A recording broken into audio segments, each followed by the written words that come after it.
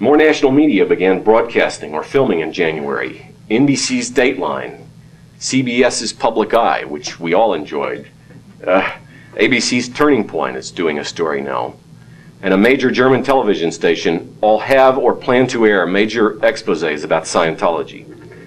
In fact, the German show is airing tonight on German TV throughout the country, and an article based on that show was published yesterday in a German newspaper and beamed all over the world last night on the internet. When these media talk to Scientology spokespeople about me, an interesting thing develops. Scientology pretends that I am nothing to them, that I am not important, and they try to get the media to lose interest in me.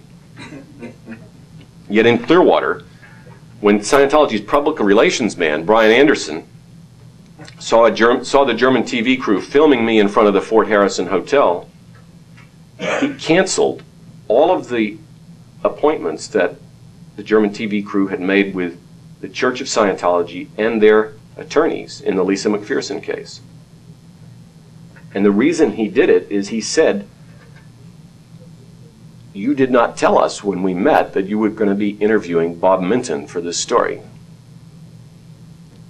So, in order to punish him, they sent him back to his base in Washington, and subsequently, a week later, allowed him to come back and do the interview finally.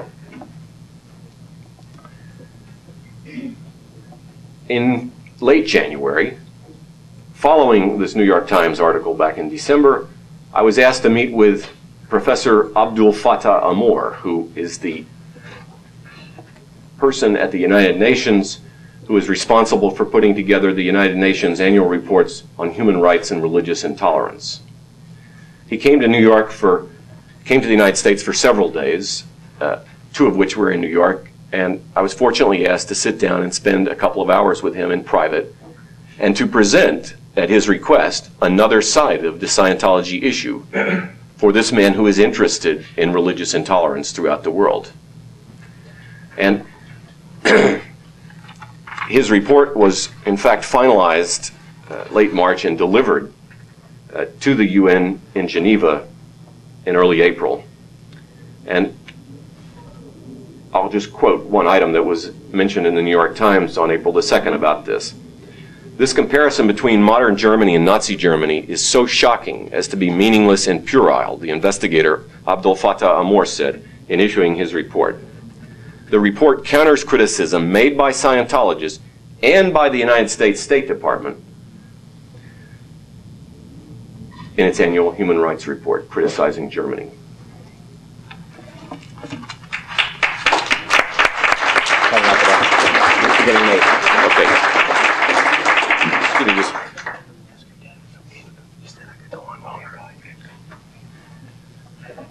In the meantime, the private investigators now working for Scientology have tracked down more of my business associates all over the world, in Turkey, in England, in Brazil, and other countries. They have dug up business associates of my wife's family, and the families of my former business associates even.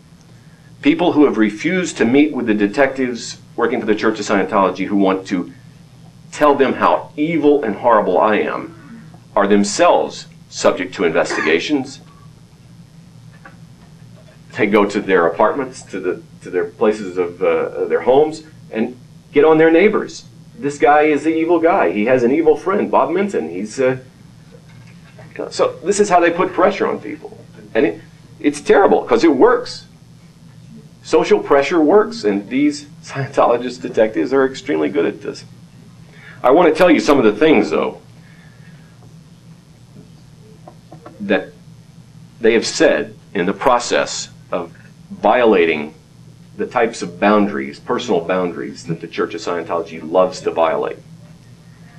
First, the Scientology private investigators show my friends or business associates a detailed psychological evaluation of me and say they are convinced that I'm so mentally unstable that I am likely at any moment to run into a Scientology church and shoot 20 to 30 Scientologists.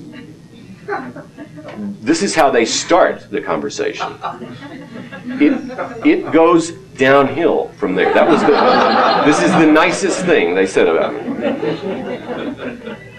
every detail of my life, everything negative, everything they can distort or paint in any bad light whatsoever.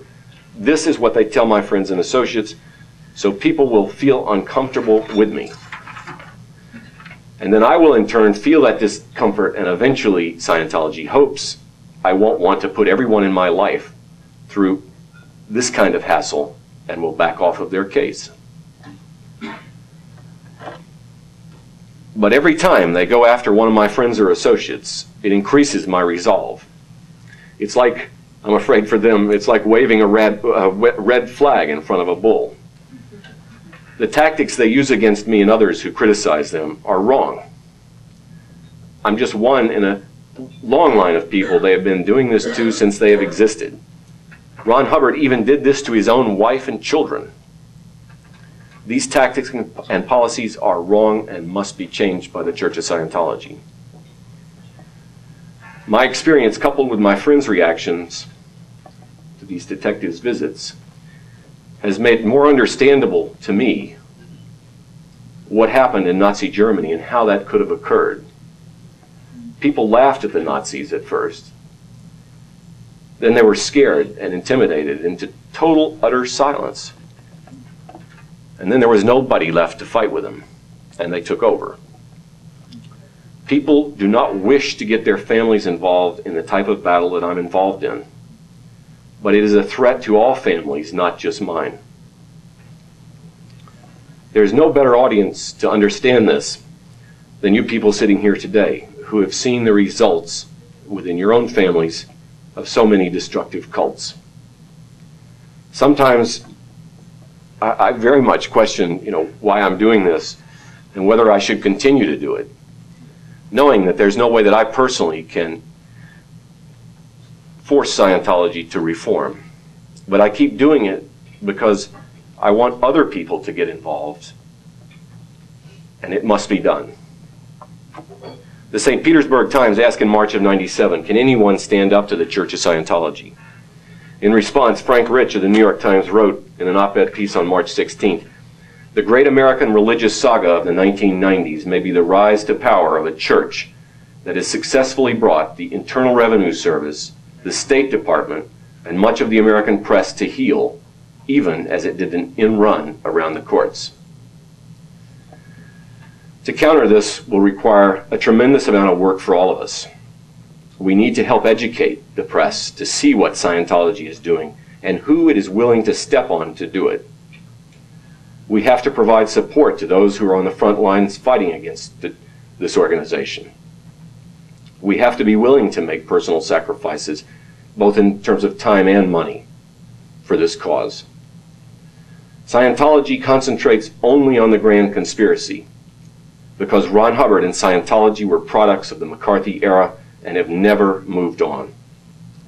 This organization lacks the mental agility or resources to defend against multiple attacks.